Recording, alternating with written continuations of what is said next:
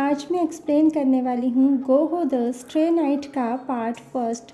तो ड्रामा के स्टार्टिंग में हमें एक लड़की को दिखाया जाता है जिसका नाम गोहो है और ये बहुत खुश होती है क्योंकि आज ये अपने घर जाने वाली है। इसके बाद गोहो को घर पर दिखाया जाता है जहाँ ये बर्तन धो रही होती है और मॉम से पूछती है कि कितनी अच्छी बात है ना कि मैं छुट्टियों में अपने घर पर हूँ। तो मॉम कहती हैं तुम हर वो चीज़ क्यों पूछती हो जिसके बारे में तुम पहले से ही जानती हो।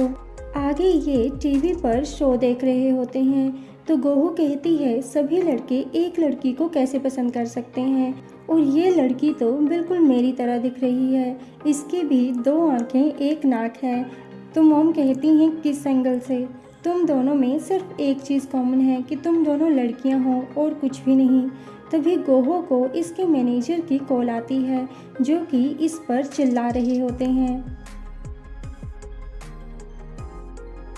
आगे मोम गोहो के दिए हुए पैसे अपने बेटे को देती हैं पर गोहो का भाई पैसे लेने से इनकार करता है तो मोम इसे फोर्सली पैसे देने लगती हैं। तभी गोहो यहाँ आ जाती है और अपने भाई से कहती है कि मुझे पता था तुम ऐसा ही कुछ करोगे। तो मोम कहती हैं ये पैसे तुमने मुझे दिए हैं तो अब मेरी मर्जी, मैं इनके साथ कुछ भी करूं। और तुम क्या समझती हो कि तुम पैसे कमाती हो तो तुम बहुत महान हो। तो गोहो अपने भाई को ताना मारते हुए कहती है कि ये अनएम्प्लॉयड होने से तो अच्छा ही है। तो मोम उसे गुस्से से कहती हैं कि तुम्हारे बॉयफ्रेंड ने तुम्हें पक्का इसी वजह से डंप किया होगा क्योंकि तुम इतनी मीन बातें करती हो। गोहो कहती है आप ऐसा कैसे कह सकती हैं जब आप जानती हैं कि वो सब कुछ मेरे लिए कितना मुश्किल था जब मेरा ब्रेकअप हुआ था। तो मोम कहती हैं अपनी आवाज़ धीमी रखो, गोकांग पड़ा हुआ सब कुछ भूल जाएगा। तो गोहो गोकांग की वीडियो गेम्स और मैगजीन फेंकते हुए कहती है कि यहाँ पर आवाज़ हो या ना हो ये कभी भी नहीं पढ़ने वाला। तो मॉम इसे मारने लगती हैं और कहती हैं कि तुम्हारे इसी टेम्पर की वजह से तुम्हारी कभी शादी नहीं होगी। गोहो घर के बाहर आती है और यहाँ ये अपने बारे में बताती है कि ये 29 इयर्स की है और इसके बॉयफ्रेंड ने इसे बिना किसी रीज़न के छोड़ दिया और कहती है कि मुझे तो मेरे घर वाले भी प्यार नहीं करते।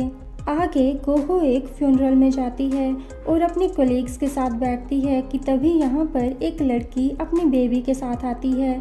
तो गोहो सोचती है मैं हैरान हूँ कि एक लड़की जो मुझसे 3 साल छोटी है उसका एक बच्चा है। ये लड़की गोहो से पूछती है कि तुम शादी कब करने वाली हो, तुम्हारा तो एक हैंडसम सा बॉयफ्रेंड भी है। तो गोहो कहती है कि हमारा ब्रेकअप 2 साल पहले हो चुका है। आगे गोहो क्रिएटिव डायरेक्टर के बारे में सोचकर रोने लगती है क्योंकि ये उन्हें अपना रोल मॉडल मानती थी और मैनेजर भी इसे ऐसे देखते हैं। अब सुबह हो जाती है पर गोहो अभी तक फ्यूनरल वाले प्लेस में सो रही होती है तो ये आदमी इसे जगाता है और गोहो ऑफिस के लिए भागती है क्योंकि ये लेट हो चुकी है। ये मैनेजर के सामने सर झुकाकर खड़ी हो जाती है पर ये कहते हैं जाने दो, वैसे भी अब तुम मेरी टीम में नहीं हो, तुम अब टीम बी में काम करोगी। यहाँ गोहो अपनी फ्रेंड से कहती है कि अगर मेरा हुआंग जी हुन से ब्रेकअप नहीं हुआ होता तो आज मैं मैरिड होती और शायद मैं काम भी नहीं कर रही होती, पर अब मैंने फैसला कर लिया है कि अब मैं अपना काम पूरी लगन से करूँगी और मुझे किसी भी आदमी की ज़रूरत नहीं है। ये कहती है आई होप तुम्हारा नया मैनेजर अच्छा हो। तो गोहो कहती है मैं श्योर हूँ कि वो मैनेजर कांग से तो अच्छा ही होगा, वो तो मुझसे बहुत काम करवाते थे। और सोचती है कि अगर दूसरी कंपनी में इसकी एप्लीकेशन एक्सेप्ट कर लेते तो ये मैनेजर कांग ते हो के मुँह पर रेजिग्नेशन लेटर मार के जाती। आगे मैनेजर कांग गोहो को डांटने लगते हैं और कहते हैं कि मैंने तुम्हें काम किस तरीके से करने के लिए कहा था, क्या तुम्हारे इस फिश जितने छोटे दिमाग में कुछ याद नहीं रहता है। तो गोहो इन्हें प्रोजेक्ट के बारे में बताने लगती है और हाथ पकड़कर कहती है चाहे कुछ भी हो आपको गुस्सा नहीं करना चाहिए, ये आपके स्टाइल को सूट नहीं करता है। और अब गोहो कांग ते हो की डिस्क्रिप्शन देने लगती है कि ये एक पागल इंसान है जो कि अपनी एक ही नज़र से 144 लोगों को मार सकता है और ये सिर्फ दूसरे लोगों को अनकंफर्टेबल फील करवाने के लिए पैदा हुआ है। और ये तेहो को सिर्फ हाफ स्टार रेटिंग देती है।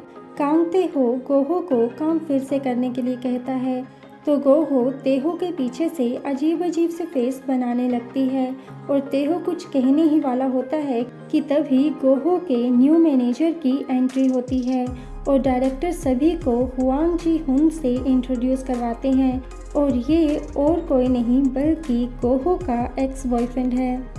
ये दोनों एक दूसरे की तरफ देखते हैं और तेहो भी ये नोटिस करता है। गोहो जीहुन को as her ex boyfriend 1 star की रेटिंग देती है और as her current was -5 star. So thanks for watching and take care. सारंग्यो।